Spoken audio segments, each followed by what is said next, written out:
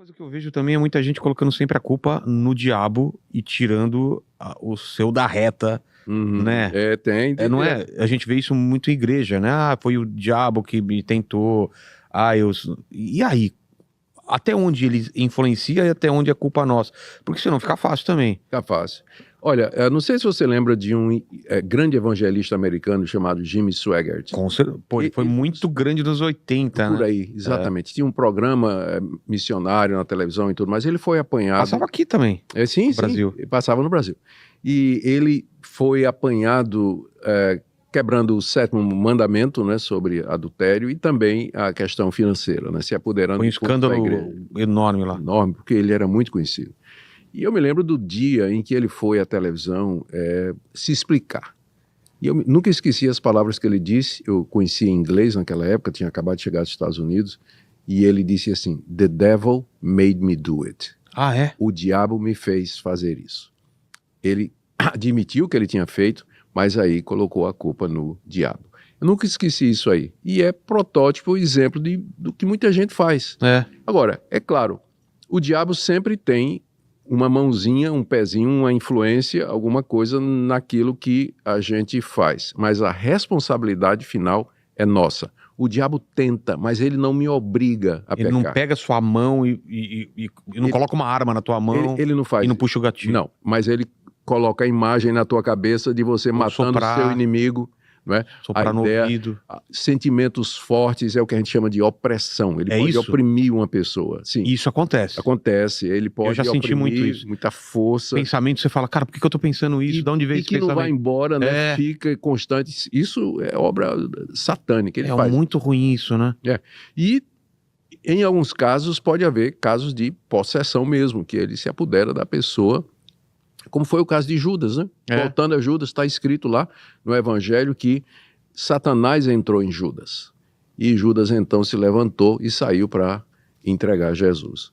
Interessante isso, né? Isso acontece por quê? Quando acontece isso? São brechas? Você tem que ter um pecado grande para isso acontecer? Não existe? Não.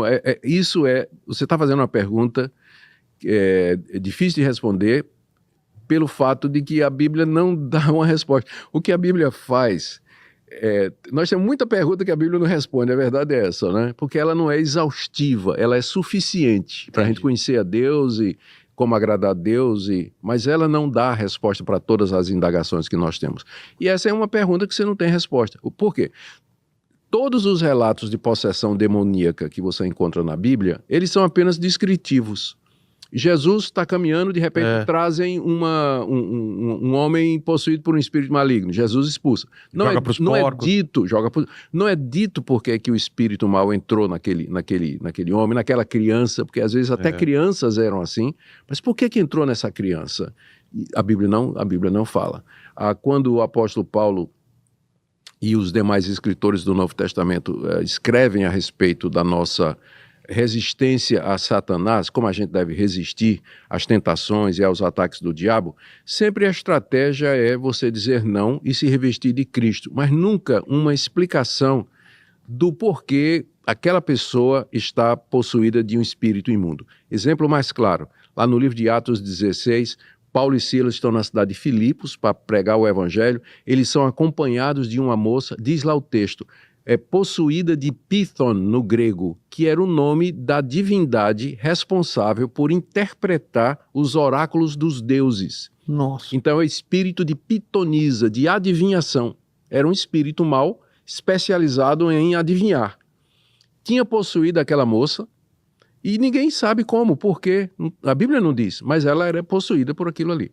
E ela ficou acompanhando Paulo e Silas e dizendo, esses homens são servos do Deus Altíssimo, estão anunciando o caminho de salvação, até que Paulo não aguentou mais aquilo, virou e disse, sai em nome de Jesus. E a mulher ficou livre daquele espírito. Mas não é dito, esse é o problema, em momento nenhum, por que aquela moça, que inclusive era escrava, tinha um dono ela, né? Por que é que aquela moça foi possuída daquele espírito? E eu tenho uma regra, onde a Bíblia cala, eu calo. Se eu for tentar falar onde a Bíblia fala, eu posso acabar dizendo alguma coisa que não tem fundamento. Eu posso dar o que os americanos chamam de um educated guess. Quer dizer, uma uma adivinhação educada, né? Ou bem informada, né? Posso tentar fazer isso, mas sempre reconhecendo que eu não tenho fundamento bíblico para dizer o que eu estou dizendo. E fala na Bíblia também que se voltar a pecar, voltam com mais 7 os demônios. Jesus disse exatamente isso aí, né? Que se alguém está possuído por um espírito maligno, é liberto, o espírito sai, mas no lugar você não põe o que evitaria o espírito voltar, que é o evangelho de Cristo, a pessoa de Cristo, a pessoa do Espírito Santo. Ele volta com 7 espíritos piores, e o estado desse homem final é pior do que o primeiro. Palavras de Jesus. Exato. No caso de Jó, que também a gente pode discutir essa questão da soberania versus a liberdade, né, do humano, o que a gente tira daquela... Porque dá a impressão que Deus permitiu que o demônio viesse e falasse, se você faz isso, porque ficou fazendo tipo de uma aposta com Deus. O que aquilo o que dá para aprender com isso? Primeiro já que Jó era correto, né? Era uma pessoa de Deus. Bom, o que a gente pode aprender é que a Bíblia nos dá, às vezes, uma janela no mundo espiritual, mas ela descreve os acontecimentos através dessa janela numa linguagem muito humana. Como eu te disse, a gente está lidando com realidades que a gente não compreende plenamente. Então a gente chama isso de linguagem antropomórfica, que significa a semelhança do homem, ou antropopática, a semelhança dos sentimentos humanos. Tá. Então a Bíblia usa muito esse tipo de linguagem para se referir a Deus, para que a gente possa ter uma ideia. Não é exatamente, mas é o mais próximo que a gente consegue... Que a gente poderia compreender. Então a descrição de Deus sentado no céu, no trono, os anjos servindo... E entre os anjos chega Satanás para fazer aquela proposta indecente com relação a Jó, a gente não sabe realmente o que é que aconteceu. Mas esse quadro ensina para nós algumas coisas. Deus é soberano sobre todas as coisas. Nada acontece no mundo sem a permissão dele. O diabo sabia disso. Tanto é que Satanás foi lá pedir permissão. O diabo é o diabo de Deus, nas palavras de Lutero, acredita? O diabo é o diabo de Deus, ou seja, ele só faz e só vai até onde Deus permite. É um pitbull numa corrente, né? E Deus estica aquela corrente, libera aquela corrente de acordo com os planos dele. O diabo sabe disso, por isso ele foi pedir a liberação, né, para tentar Jó. Só existe, o diabo sabe disso, ele sabe que não pode agir sozinho, só existe um Deus, eu não sou esse Deus, você não é, o diabo não é. Então, ele reina soberano sobre tudo. E Deus, às vezes, permite que os seus servos mais fiéis passem por sofrimentos, angústias, exatamente para testar, purificar a nossa fé e a nossa confiança em Deus. Isso aí é ensino geral da Bíblia. Quem diz que o cristianismo bíblico promete prosperidade, saúde, felicidade para quem crer em Jesus e for devoto, isso é fake news.